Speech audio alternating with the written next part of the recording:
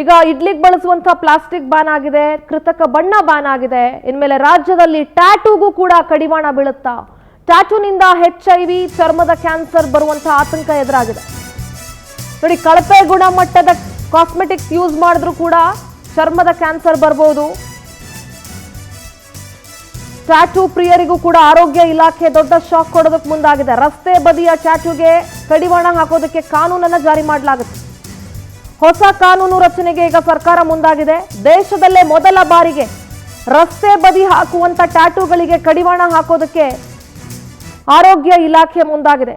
ನೋಡಿ, ಟ್ಯಾಟೂಗಳು ನೀವು ಗಮನಿಸ್ತಾ ಇರ್ಬೋದು, ಕೆಲವು ಶಾಪ್ಗಳಿರುತ್ತೆ, ಕೆಲವು ಕಡೆ ಆ ನೀಡಲ್ಗಳನ್ನು ಒಬ್ರಿಗೆ ಬಳಸ್ತಾರೆ. ರೋಡ್ ಸೈಡ್ಗಳಲ್ಲಿ ಕುತ್ಕೊಂಡಿರ್ತಾರೆ ಟ್ಯಾಟೂಗಳನ್ನು ಹಾಕೋದಕ್ಕೆ. ಅದರಿಂದ HIV ಸೋಂಕು ಜಾಸ್ತಿ ಆಗ್ತಾ ಇದೆ, ಮತ್ತು ಸ್ಕಿನ್ ಕ್ಯಾನ್ಸರ್, ಚರ್ಮದ ಕ್ಯಾನ್ಸರ್ಗಳು ಬರೋದು ಜಾಸ್ತಿ ಆಗ್ತದೆ. ಹೀಗಾಗಿ ರಸ್ತೆ ಬದಿ ಟ್ಯಾಟೂಗೂ ಕೂಡ ಒಂದು ಕಾನೂನು ತರೋದಕ್ಕೆ, ದೇಶದಲ್ಲೇ ಮೊದಲ ಬಾರಿ ಇಂಥದ್ದೊಂದು ಕಾನೂನನ್ನು ಜಾರಿ ಮಾಡೋದಕ್ಕೆ ಈಗ ನಮ್ಮ ರಾಜ್ಯದ ಆರೋಗ್ಯ ಇಲಾಖೆ ಮುಂದಾಗಿದೆ.